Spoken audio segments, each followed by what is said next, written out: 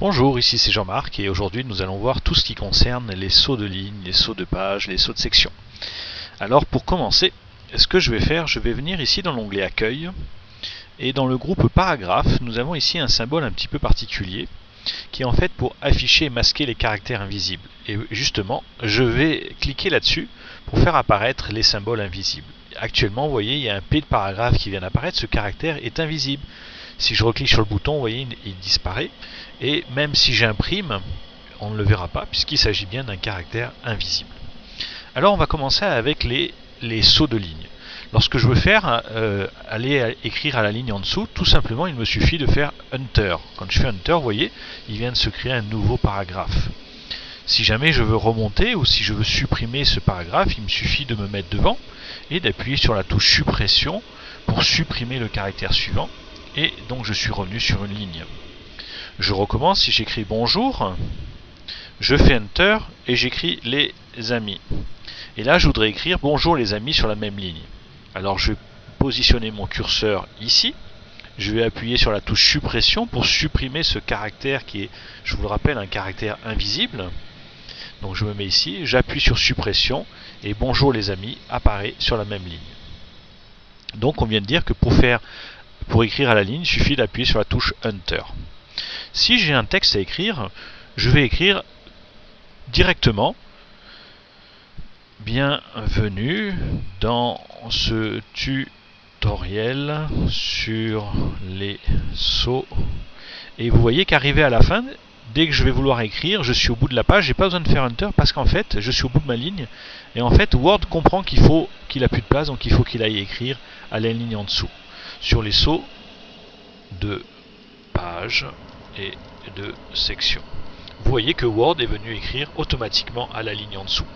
Supposons que je veux écrire sur la première ligne bienvenue dans ce tutoriel et à partir d'ici je voudrais écrire sur la deuxième ligne. Alors je positionne mon curseur à cet endroit là et je fais Enter.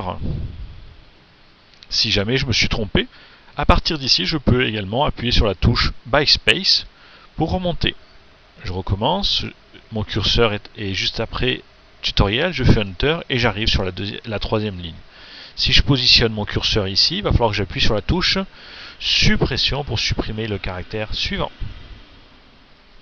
Alors un autre exemple, ici je vais ajouter des puces et je vais écrire il fait beau aujourd'hui et peut-être que demain aussi. Alors encore une fois, vous voyez ici, j'ai pas fait de Enter, il est allé écrire tout seul à la ligne en dessous. Ce que je voudrais, c'est que, ici j'ai fait une petite puce, et je voudrais que il fait beau aujourd'hui soit sur cette ligne-là, et à partir d'ici, être, et peut-être que demain aussi, soit sur l'autre ligne. Alors si je positionne mon curseur ici et que je fais Enter, ben le problème c'est qu'il me crée une nouvelle puce. Et moi je voulais pas une nouvelle puce parce qu'en fait ça fait partie de la même puce. Donc je vais faire Backspace pour remonter. Et à ce moment-là, il faut appuyer sur la touche majuscule. La touche majuscule, c'est la touche qui est juste au-dessus de contrôle avec la flèche. J'appuie sur majuscule et j'appuie sur Entrée. À ce moment-là, il vient de me créer ici un caractère invisible qui est en fait un saut de ligne. Alors ça, c'est très pratique lorsqu'on a des puces pour pouvoir écrire à la ligne à un endroit particulier. Alors maintenant, je vais venir ici, je vais faire Enter et à partir d'ici, j'aimerais écrire sur la deuxième page. Alors dans ce cas-là, il faut aller dans l'onglet Mise en page et ici on a saut de page. Alors je vais cliquer sur le bouton saut de page et effectivement, à partir de là, directement je suis allé sur la deuxième page. Si je remonte mon ascenseur, ma barre de défilement, je vois apparaître ici un caractère invisible. Je vous rappelle, si je clique sur ce symbole-là, on ne le voit pas. Mais ce symbole-là est un saut de page. Alors je vais écrire ici page 2. Et je voudrais vous montrer quelque chose. Si je supprime ce saut de page, donc en fait je me mets devant, j'appuie sur la touche suppression et vous voyez que page 2 remonte puisqu'il n'y a plus de saut de page à cet endroit-là. Alors je vais retourner dans mise en page, saut de page, page. Et je viens d'atterrir directement sur la deuxième page grâce à ce symbole invisible qui est le saut de page.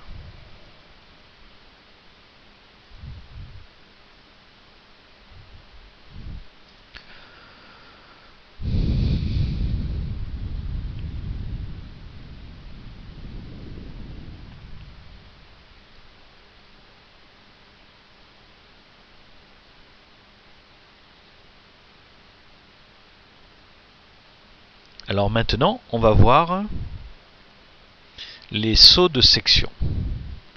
Je pose mon curseur ici et je vais aller dans mise en page, saut, et je vais cliquer sur saut de section. On a le choix entre saut de section page suivante ou saut de section continue.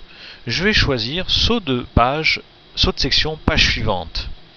À ce moment-là, si je remonte, on voit apparaître ici un caractère invisible qui est un saut de section page suivante. Et ça veut dire quoi? Ça veut dire qu'à partir d'ici, je vais changer ma façon de travailler. Je vais dire à Word, par exemple, à partir d'ici, je voudrais être en orientation paysage. Alors je vais diminuer un petit peu mon zoom pour bien vous montrer. Et effectivement, vous voyez, ici je suis en portrait, ici je suis en portrait, et là je suis en paysage. Je pourrais continuer comme ça. Par exemple, ici je vais faire un saut de section page suivante. Et on remarque que la page suivante, elle est aussi en paysage, mais moi je la voudrais en mode portrait. Alors je me positionne sur la 4e page et je vais mettre orientation portrait. Alors de cette manière, vous voyez, j'ai 2 pages en portrait, une page en paysage et une page en portrait. Alors ici, ce que j'aimerais faire, c'est pouvoir écrire sur 2 colonnes. Alors pour ça, je vais aller dans colonnes, je vais cliquer sur 2 pour insérer 2 colonnes. Je vais grossir un petit peu mon zoom pour que vous puissiez mieux y voir. Et vous voyez apparaître dans la règle 2 colonnes. Je pourrais écrire ici blablabla, blablabla, blablabla, blablabla, blablabla. Et vous voyez qu'à partir de là, je suis dans la 2e colonne.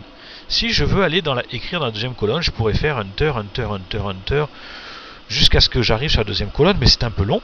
Alors je vais utiliser une autre méthode. Je vais aller dans saut de page. Et ici, je vais faire un saut de colonne. Et ici vient d'apparaître un caractère invisible qui lui dit à partir de là, tu vas écrire dans la 2e colonne. Effectivement, ici, je peux écrire dans ma 2e colonne. Alors voilà, c'est ainsi que se termine ce tutoriel sur les sauts. Alors je vous souhaite une bonne journée et puis je vous dis fleurs.